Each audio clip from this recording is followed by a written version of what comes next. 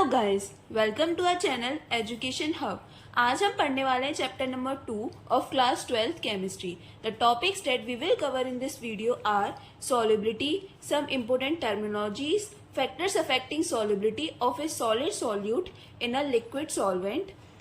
Next one is solubility of a gas in liquid, Henry's law, and last one is Raoult's law. तो सबसे पहले हम पढ़ते हैं solubility क्या होती है। तो solubility simple, the maximum amount of solute that can be dissolved in a specific amount of solvent at a given temperature. तो जो हम मैक्सिमम अमाउंट ऑफ सॉल्यूट जो हम डिसॉल्व करते हैं in a specific amount of solvent में और eight a given temperature पे, तो वो क्या हो जाती है, सॉल्युबिलिटी होती है। There are some important terminologies that you need to understand. Like first one is dissolution. Dissolution basically when a solid solute is added to the solvent. Second one is crystallization, means when solid solute particles in a solution collides with themselves and gets precipitated out. This process is called crystallization. तो simple क्या है कि जब मतलब हम solid solute particles को क्या करते हैं, ऐड करते हैं सॉल्यूशन में, तो वो क्या करते हैं, जो सॉल्यूट के पार्टिकल्स हैं वो क्या करते हैं, कोलाइड करते हैं आपस में और एक प्रेसिपिटेट मिलता है लास्ट में। तो इस पूरे प्रोसेस को हम क्या कहते हैं, क्रिस्टलाइजेशन कहते हैं। नेक्स्ट है हमारा dynamic equilibrium, a condition when number of solid solute particles dissolving into a solvent is equals to the solute particles precipitated out. This is called dynamic equilibrium. Basically इसमें क्या होता है, हमारा डिसोल्यूशन जो होता है इस कंडीशन में, मतलब डायनेमिक इक्विलिब्रियम की कंडीशन में डिसोल्यूशन जो होता है वो इक्विलिब्रियम में होता है विद द क्रिस्टलाइजेशन।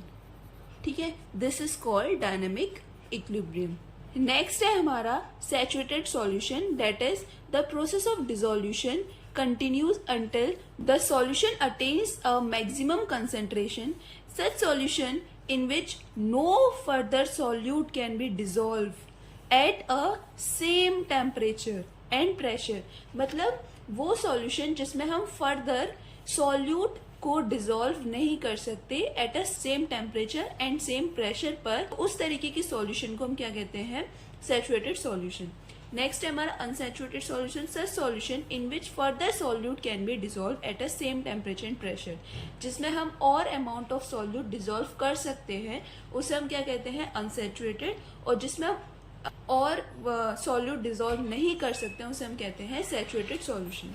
नेक्स्ट है हमारा factors affecting the solubility of a solid solute in a liquid solvent. इसके अंदर सबसे पहले हम पढ़ेंगे effect of temperature. In a nearly saturated solution, the process of dissolution is endothermic. मतलब हम बात कर रहे हैं नियरली सैचुरेटेड सॉल्यूशन की, तो उसके अंदर अगर जो डिसोल्यूशन हो रहा है वो अगर प्रोसेस एंडोथर्मिक है, that is delta H is greater than 0 है, देन सॉल्युबिलिटी क्या होगी, हमारी इंक्रीज होगी with rise in the temperature. मतलब अगर हम टेम्परेचर राइज कर रहे हैं तो हमारी सॉल्युबिलिटी इंक्रीज होगी या नहीं, वो किस पे डिपेंड कर रहा है, वो प्रोसेस कैसा है, वो रिएक्शन कैसी है। अगर वो प्रोसेस एंडोथर्मिक है, वो डिसोल्यूशन जो हो रहा है, प्रोसेस ऑफ डिसोल्यूशन अगर वो एंडोथर्मिक है, तो हमारे टेम्परेचर बढ़ाने पे क्या होगी, सॉल्युबिलिटी इंक्रीज होगी। मतलब temperature is directly proportional to solubility. लेकिन अगर एक्सोथर्मिक प्रोसेस है जिसमें delta H is less than 0 है, तो सॉल्युबिलिटी डिक्रीजेस विद इंक्रीज और with rise in the temperature according to the le Chatelier's principle. इसका मतलब है कि टेम्परेचर क्या है, इनवर्सली प्रोपोर्शनल होता है सॉल्युबिलिटी के। In the case of exothermic and in the case of endothermic it is directly proportional to the solubility. There is some important note that you have to remember, that is the solubility of Na2SO4, that is sodium sulfate, increases up to a certain temperature. ये exceptional case है कि जो solubility होती है sodium sulphate की वो increase होती है up to a certain temperature and then decreases on further increase in the temperature at 32.8 degree Celsius. There is an equilibrium between Na2SO4.10H2O and anhydrous Na2SO4। अगर मैं आपको पूरे उसका मतलब कंक्लूजन बताऊं तो मतलब सिंपल ये है कि मैंने अभी तक जो कहा, मतलब जैसे हमारा ये प्रोसेस है, एक रिएक्शन हो रही है, सॉल्यूट प्लस सॉल्वेंट क्या बन रहा है, हमारा सॉल्यूशन बन रहा है। ठीक है, तो सॉल्यूशन में क्या हो रहा है कि अगर हम यहाँ पे हीट दे रहे हैं, मतलब ये जो प्रोसेस है वो क्या है, एंडोथर्मिक है, मतलब हीट क्या हो रही है, एब्जॉर्ब हो रही है। तो यहाँ से हम हीट दे रहे हैं, तो according to the le Chatelier's principle it will be go forward, ये फॉरवर्ड मूव करेगी रिएक्शन और प्रोसेस। और अगर यही हो कि हम सॉल्यूट प्लस सॉल्वेंट है, मतलब अगर ये प्रोसेस क्या है, एक्सोथर्मिक है, मतलब क्या है, यहाँ पे हीट अगर रिलीज हो रही है, हीट रिलीज हो रही है, हमारी हीट क्या हो रही है, रिलीज हो रही है यहाँ पे। तो इस केस में क्या होगा कि अगर यहाँ पे अगर हम टेम्परेचर इंक्रीज करते हैं तो ये क्या हो जाएगा, according to le Chatelier's principal, मतलब टेम्परेचर इंक्रीज करने का क्या मतलब है कि यहाँ पे और हीट और ज्यादा रिलीज होगी। तो according to le Chatelier's principle it will be move for reverse, मतलब वो रिवर्स में जाएगा। ठीक है, रिएक्शन क्या हो जाएगी, रिवर्स हो जाएगी। इसी वजह से हम कह सकते हैं कि टेम्परेचर इंक्रीज करने सॉल्युबिलिटी इंक्रीज होगी एंडोथर्मिक में और डिक्रीज होगी in the case of exothermic process. Next अगर हम वो इम्पोर्टेंट नोट को समझने की कोशिश करें तो वो बहुत सिंपल है। Na2SO4 बिलो 32.8 डिग्री सेल्सियस अगर हम टेम्परेचर इंक्रीज करते हैं तो उसकी सॉल्युबिलिटी क्या होगी, इंक्रीज हो रही है। बट अगर टेम्परेचर एबव हो जाए 32.8 डिग्री सेल्सियस से तो क्या हो जाएगा, ये क्या हो जाएगा, रिवर्स हो जाएगी। ठीक है, तो ये क्या होता है, हमारा एक एनहाइड्रस होता है। समझ में आ गया होगा, आई होप आपको अच्छे से समझ में आ गया होगा। नेक्स्ट हम पढ़ते हैं effect of pressure. Pressure don't have any significant effect on solubility in the case of solid. Next हमारा टॉपिक आता है solubility of a gas in liquid. Basically हम इसमें भी हम फैक्टर्स पढ़ेंगे जो कि इफेक्ट करते हैं solubility of a gas in liquid. Solubility of the different gases in the same solvent varies as some gases are least soluble in water and some are highly soluble. Thus solubility is highly affected by pressure and temperature. तो यहाँ पे solubility pressure और temperature दोनों पे depend करेगी। Example जैसे कि least soluble gases हैं हमारी कुछ, जैसे कि आपके आ गई H2, N2, helium, O2. Highly soluble are like HCl, NH3, NO2, SO2. Next हम पढ़ेंगे one of our important topic that is Henry's law. I hope आपको यहाँ तक समझ में आया होगा। Henry's law, according to this law the solubility of a gas in liquid solvent is directly proportional to the partial pressure of the gas above the surface of the liquid at a constant temperature। तो अगर हम इस पूरे जो statement है उसका अगर हम कंक्लूजन निकालें तो बहुत सिंपल है। हमारा जो पार्शियल प्रेशर होता है, पार्शियल प्रेशर जो होता है गैस का, वो डायरेक्टली प्रोपोर्शनल होता है solubility of a gas in liquid solvent.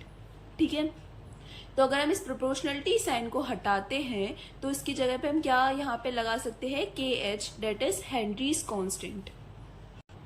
तो ये हमारा नया फॉर्मूला बन गया। इसके अंदर P क्या है, पार्शियल प्रेशर है, KH क्या है, हेनरीज कांस्टेंट है, और X क्या है, मोल फ्रैक्शन है। तो यहाँ पे हम एग्जांपल लेते हैं हॉट वाटर और कोल्ड वाटर का। तो हॉट वाटर में क्या होती है कि जो हमारी सॉल्युबिलिटी होती है वो क्या होती है, ऑक्सीजन की, वो क्या होती है, कम होती है as compare to the cold water. ऐसा क्यों होता है, हम इन पॉइंट्स के थ्रू समझेंगे। डिफरेंट गैसेस, हमारा फर्स्ट पॉइंट है, different gases have the different KH at the same temperature which suggest that the KH is a function of gases. ठीक है, नेक्स्ट है हमारा higher the value of KH at a particular temperature lower the solubility of a gas in liquid. तो इस point का मतलब है कि जो KH होता है हमारा, सेकेंड पॉइंट का मतलब है कि जो KH होता है वो इन्वर्सली प्रोपोर्शनल होता है सॉल्युबिलिटी के। मतलब अगर हम KH को इंक्रीज करेंगे, KH मतलब हेनरीज कांस्टेंट को अगर हम इंक्रीज करते हैं तो हमारी सॉल्युबिलिटी क्या होती है, डिक्रीज होती है। नेक्स्ट हमारा पॉइंट है KH increases with increase in the temperature. इसका मतलब है कि जो KH है वो क्या है, हमारा डायरेक्टली प्रोपोर्शनल होता है टेम्परेचर के। तो इसका मतलब क्या है कि अगर हम टेम्परेचर बढ़ाएंगे तो सॉल्युबिलिटी डिक्रीज हो रही है। मतलब कैसे कि जो KH होता है वो डायरेक्टली प्रोपोर्शनल होता है टेम्परेचर के, but it is inversely proportional to the solubility. तो अगर टेम्परेचर इंक्रीज होगा, टेम्परेचर अगर हम बढ़ा रहे हैं तो KH बढ़ेगा, तो KH बढ़ेगा तो सॉल्युबिलिटी क्या होगी, डिक्रीज होगी। तो इसलिए हम कह रहे थे कि अगर हम हॉट वाटर और कोल्ड वाटर लेते हैं तो हॉट वाटर के केस में O2 की जो सॉल्युबिलिटी है, टेम्परेचर इंक्रीज होने की वजह से O2 की जो सॉल्युबिलिटी है वो कम होगी as compare to the cold water. Next हमारा यहाँ पे क्वेश्चन है, why the aquatic species are more comfortable in cold water than the warm water. तो इसका सिंपल सा आंसर है कि जब हम टेम्परेचर को इंक्रीज करते हैं with increase in the temperature, क्या हो रहा है, हमारा टेम्परेचर इंक्रीज करने पे क्या हो रहा है, KH वैल्यू जो है वो क्या हो जाती है, इंक्रीज हो जाती है। KH वैल्यू क्या हो रही है, हमारी बढ़ रही है, टेम्परेचर बढ़ाने पे KH वैल्यू बढ़ रही है। एंड बट सॉल्युबिलिटी जो हो रही है वो डिज़ोल्व O2 की जो सॉल्युबिलिटी है वो क्या हो रही है, हमारी O2 की डिक्रीज हो रही है in water. That's why aquatic species are more comfortable in cold water than the warm water, क्योंकि वहाँ पे उन्हें O2 ज़्यादा मिलता है as compare to the warm water. अब हम कुछ एप्लीकेशंस देखते हैं हेनरीज लॉ के। सबसे पहला है हमारा in the production of the carbonated drinks, next है हमारा in deep sea diving, next people lived in the higher altitudes. तो यहाँ पे अगर हम इन एप्लीकेशंस को और ढंग से समझने की कोशिश करें तो क्या है, अगर हम सेकेंड एप्लीकेशन को समझें डीप सी डाइविंग को, तो इसमें मतलब डाइविंग डीप सी डाइवर्स भी बोल सकते हैं हम, जो स्क्यूबा डाइवर्स होते हैं inhale air at a higher pressure underwater pressure increases, therefore the solubility of the atmospheric gases also increases in the blood. When divers comes towards the surfaces, pressure decreases. This result in the release of the dissolved gases from the blood. This leads to the formation of the bubbles of N2 in blood, which blocks the capillaries and give rise to the painful bends in the body. तो अगर हम इस चीज़ को, इस पूरे statement को अगर हम सिंपल लैंग्वेज में समझें, जो हमारा स्क्यूबा डाइवर्स होते हैं वो जब पानी के अंदर जाते हैं तो जैसे नीचे की तरफ जाते हैं, बॉटम की तरफ, तो जो प्रेशर होता है वो क्या हो जाता है, इंक्रीज़ होता है। जैसे जैसे प्रेशर इंक्रीज़ होता है, जो सॉल्युबिलिटी होती है एटमॉस्फेरिक गैसेस की वो क्या हो जाती है, इंक्रीज़ हो जाती है। एटमॉस्फेरिक गैसेस की in the blood of the scuba diver वो क्या हो रही है, इंक्रीज़ हो जाती है, जिसकी वजह से एटमॉस्फेरिक गैसेस हैं वो ज़्यादा सॉल्युबल हो जाती हैं in the blood of the scuba diverse. लेकिन जब वो ऊपर सरफेस की तरफ आते हैं, टॉप सरफेस की तरफ आते हैं, तो प्रेशर क्या हो जाता है, डिक्रीज़ हो जाता है। प्रेशर डिक्रीज़ होता है तो सॉल्युबिलिटी भी है वो भी डिक्रीज़ होगी। तो सॉल्युबिलिटी डिक्रीज़ हो रही है एटमॉस्फेरिक गैसेस की। इसका मतलब क्या है कि डिज़ोल्व गैसेस जो है वो ब्लड से बाहर निकलती हैं, release of the dissolve gases from the blood, and जिसकी वजह से क्या होता है, N2 बबल्स फॉर्मेशन होता है, N2 के बबल्स फॉर्मेशन होता है, and which leads to the block capillaries and also give rise to the painful bends, जिसकी वजह से क्या होता है, एक तो पेनफुल बेंड्स, पेन होता है, पेनफुल बैंड्स बनते हैं in the body of the scuba divers, and second one block capillaries. तो ये दोनों चीज़ें होती हैं। But to avoid this situation we can use oxygen tanks. They are filled with the air, जिनमें क्या होता है, हीलियम होता है प्लस N2 होता है प्लस O2 होता है। हीलियम कितनी परसेंटेज में होता है, 11.7% हीलियम की होती है, N2 52% and O2 is dissolved in 32.1%। ठीक है, आई होप ये आपको समझ में आ गया होगा। हमारी नेक्स्ट एप्लीकेशन है people live in the higher altitudes. इसको अगर हम सिंपल समझें तो क्या है, एट द हायर एल्टीट्यूड्स जो पार्शियल प्रेशर होता है ऑक्सीजन का, हम सभी जानते हैं कि जो हायर एल्टीट्यूड्स पे होता है वो पार्शियल प्रेशर क्या होता है, बहुत कम होता है ऑक्सीजन का as compare to the ground level. ठीक है, पार्शियल प्रेशर क्या है, कम है। पार्शियल प्रेशर कम है, इसका मतलब क्या है कि जो O2 की कंसंट्रेशन है, O2 की कंसंट्रेशन वो क्या हो जाती है, डिक्रीज़ हो जाती है। प्रेशर कम होने की वजह से O2 की कंसंट्रेशन डिक्रीज़ हो गई, जिसकी वजह से जो पर्सन्स होते हैं हायर एल्टीट्यूड्स पे, they feel weak plus unable to think properly. तो उन्हें प्रॉब्लम आती है, एक तो वो वीक फील करते हैं and also unable to actually think properly, वो ढंग से सोच भी नहीं पाते हैं चीज़ों को। तो इस सिचुएशन को हम क्या बोलते हैं, anoxia. This situation is also known as anoxia. So these are some applications of the Henry's law. Now here are some limitations of the Henry's law.